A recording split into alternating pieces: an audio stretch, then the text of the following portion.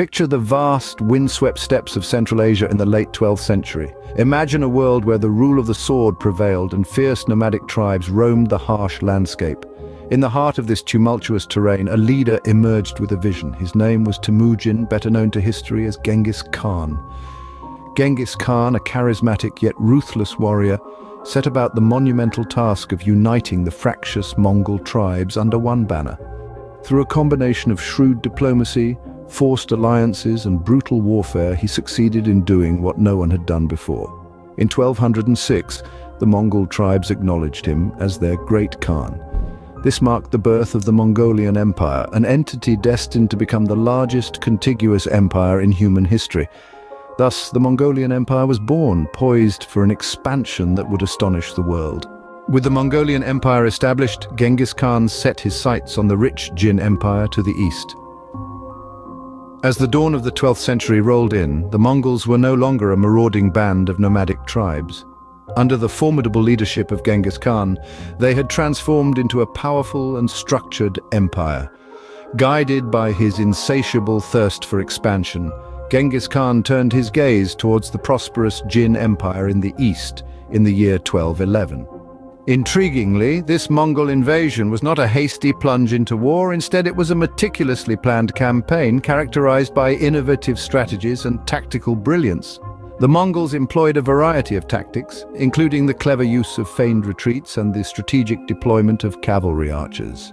These archers, mounted on swift horses, would rain arrows on their adversaries, sowing chaos and panic in their ranks. One of the key battles during this invasion was the Battle of Yehuling. This was a grueling conflict, fought amidst rugged terrain and harsh winter conditions. Yet the Mongols, adept at warfare in such environments, managed to outmaneuver the Jin forces. Their victory at Yehuling was a decisive moment in the campaign, breaking the backbone of Jin resistance and paving the way for the Mongols' advance. By 1215, just 4 years into the invasion, the Jin capital surrendered to the Mongols. This surrender was a monumental event, signaling not just the fall of a mighty empire, but also the rise of the Mongols as a dominant force in the region. The conquest of the Jin Empire brought vast territories under Mongol control, swelling their coffers with the riches of the conquered lands. The conquest of the Jin Empire marked a significant expansion of Mongol territory and wealth. As the Mongols reveled in their newfound prosperity, the world watched in awe and trepidation, wondering who would be the next to face the wrath of the Khan. The Mongols' next target was the Khwarezmian Empire, a prosperous state stretching from the Caspian Sea to the Pamir Mountains. At first, the Mongols and Khwarezmians enjoyed a relatively peaceful coexistence. Trade routes were established and diplomatic relations were cordial. However, when a Mongol caravan was attacked by Khwarezmian forces, a diplomatic incident escalated into a provocation of war. The Mongols under Genghis Khan responded not with a slap on the wrist, but with a clenched fist. The Mongol invasion of the Khwarezmian Empire began in the year 1219. The might of the Mongol army was something the world had yet to witness. Genghis Khan's forces swept across the land like a storm, leaving destruction in their wake. Their tactics were brutal and effective, a combination of scorched earth strategies and psychological warfare. Scorched earth tactics involved the destruction of anything that could provide sustenance or shelter to the enemy. The Mongols would burn fields, poison wells, and destroy towns and cities. This not only crippled the Khwarezmians' resources, but also induced a profound psychological impact. The Mongols were masters of psychological warfare. They used fear as a weapon, spreading terror ahead of their actual arrival.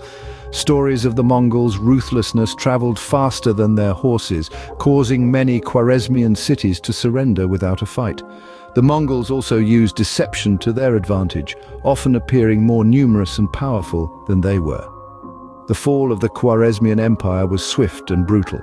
In less than 4 years, the once prosperous and powerful empire was reduced to ashes. The Mongols' victory was not just a military achievement, but also a psychological one. They had demonstrated their power and ruthlessness in such a way that other nations could not ignore. With the fall of the Khwarezmian Empire, the Mongol Empire had become a force that struck fear into the hearts of nations. The Mongol conquests were not just about territorial gains, they left an indelible mark on the world. Now picture this, a vast empire sprawling from Eastern Europe to the Sea of Japan, from the icy Siberian tundra to the sun-soaked deserts of the Middle East. This was the Mongol Empire at its zenith, the largest contiguous land empire in history. But the influence of the Mongol expansion extended far beyond the realms of geopolitics. The Mongols were masterful connectors, bringing together diverse cultures, ideas and technologies. Their reign saw a remarkable period of exchange along the Silk Road, that ancient network of trade routes linking east and west. Imagine the bustling caravans brimming with goods, the lively marketplaces echoing with myriad languages, the innovation and knowledge shared across borders. The Mongols facilitated the spread of technologies such as gunpowder and printing from China to the West. They also introduced paper currency on a large scale, a system of governance that allowed for a degree of local autonomy, and even postal stations for swift communication across their vast territories. Yet, this period of cultural and technological exchange was not without its dark side. The Silk Road was not only a conduit for goods and ideas, it was also a path for disease. The Black Death, one of the most devastating pandemics in human history, is believed to have traveled along these routes from Asia to Europe, leaving in its wake a trail of death and social upheaval. The Mongol expansion also had a lasting impact on the regions they ruled. In China, for example, they established the Yuan dynasty, marking the first time that the whole of China was governed by a non-Han dynasty. This was a period of considerable cultural and economic growth, with the capital at Khanbalik, modern-day Beijing, becoming a cosmopolitan center of the world. In the Middle East, the Ilkhanate, a division of the Mongol Empire, left a lasting legacy in the form of architectural marvels and the integration of Mongol and Persian cultures. In Russia, the Mongol rule, known as the Mongol yoke, influenced the political structure and military tactics, shaping the nation's history in fundamental ways. The Mongols, often portrayed as ruthless conquerors, were indeed that, but they were also much more. They were builders of bridges between cultures, facilitators of knowledge and innovation, and shapers of history. Their expansion was a catalyst for an unprecedented period of global interconnectivity, bringing with it both progress and destruction. The Mongol Empire's expansion was a pivotal chapter in world history, shaping the course of nations and cultures in profound ways. From the steppes of Mongolia, they carved out an empire that would leave an indelible mark on the world. And their legacy is one that continues to resonate in the tapestry of global history. The Mongolian Empire's rise and expansion was a testament to the vision, strategy, and sheer force of Genghis Khan and his successors.